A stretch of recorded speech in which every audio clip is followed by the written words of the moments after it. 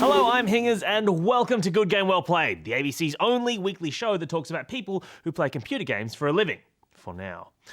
This is episode 18, and you know what they say? And we start with Guy Doesn't Know When He's Beat news. Last week, one of the most entertaining things I've ever seen in the fighting game community happened when current MKX EVO champion Sonic Fox took on previous two-time EVO champion Perfect Legend at Summer Jam 9 in a $100 money match exhibition showdown.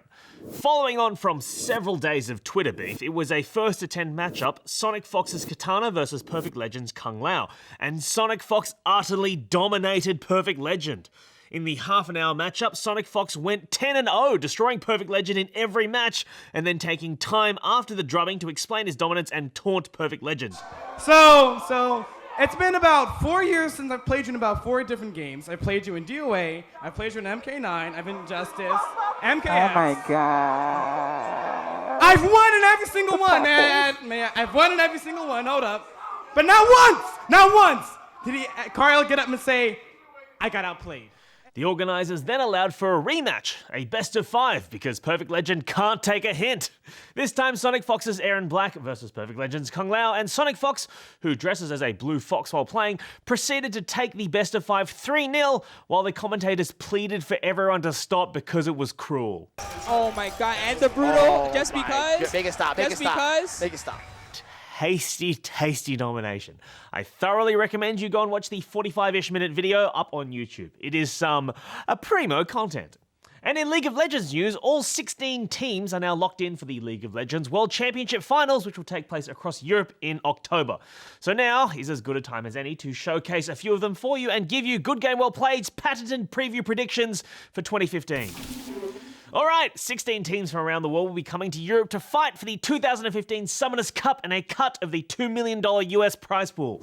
They comprise 3 teams each from Korea, China, North America, and Europe, as well as 2 Taiwanese teams and the 2 winners of the international wildcard events in Turkey and Chile. The 2015 World Championship runs across 5 weekends all throughout Europe, with the finals taking place in Germany on October 31. So let's take a look at the format of the tournament. The League of Legends World Championship is made up of 2 stages. The first is the group stage, which takes place across the first 2 weekends in October at Le Doc Poulmont in Paris, an auditorium that only seats 1,500 spectators, but Google Reviews rates it 4.6 out of 5, so good on them.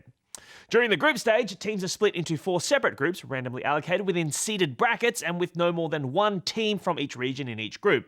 Each team plays each other team in their group twice, a double round robin, before the top 2 teams from each group go onto the knockout stage, and the bottom 2 teams from each group go home, I guess. Or, I mean, they can go watch the next stage. I'm not their mum. I don't care what they can do whatever they want. It's not... Anyway, the top 8 teams then move on to the knockout stage, which is the best of 5 format throughout the quarterfinals, semifinals, and final series, the winner of which takes home $1 million US in prize money. So let's take a look at some of the teams vying for the 2015 World Championship. A good place to start is with the top-seeded Korean team, SK Telecom T1. SK Telecom fielded 2 separate teams, S and K, last year. However, after a change to Riot's rules, they were forced to merge them into one team for this season. It gets a bit confusing, but SK Telecom refers to the South Korean telecommunications company that sponsors the team and is not related to the German team SK Gaming, where SK stands for Schrott Kommando, which I think roughly but not exactly translates to Shrapnel Commando. Anyway, it's likely to be less confusing from now on because SK Gaming just lost their European LCS spot early this week after losing a playoff against Gamers 2. I get the feeling that extraneous detail may have overcomplicated things unnecessarily. SK Telecom T1 are a powerhouse in League of Legends. They won a World Championship back in 2013 and retained 2 of those players in 2015, including mid laner Faker, considered by many to be one of, if not the best, League of Legends player of all time. In particular, his play with champion LeBlanc led him on a 14-game undefeated streak earlier this year. Also this year, SKT1 took out the LCK Spring Series, coming second in the round-robin stage, but winning the finals 3-0 over GE Tigers. They also dominated the summer split, going 17-1 to take the first place in the round robin, and also went on to win the playoffs. You just have to commit to the split push there. You cannot fight SK Telecom One of their strengths is that SK Telecom's team structure has two mid laners, Faker and EasyHoon. Controversially, this allows them to frequently bench the best player in the world in order to play alternate strategies, and also this variety adds an element of unpredictability to their gameplay. Recently, the strongest competition with Korea for world dominance has come out of China. The top-seeded Chinese team going into the World Championships is LGD Gaming, who have had an interesting 2015. After a disappointing showing last year and failing to make the 2014 Worlds, LGD recruited several Korean players to strengthen their roster.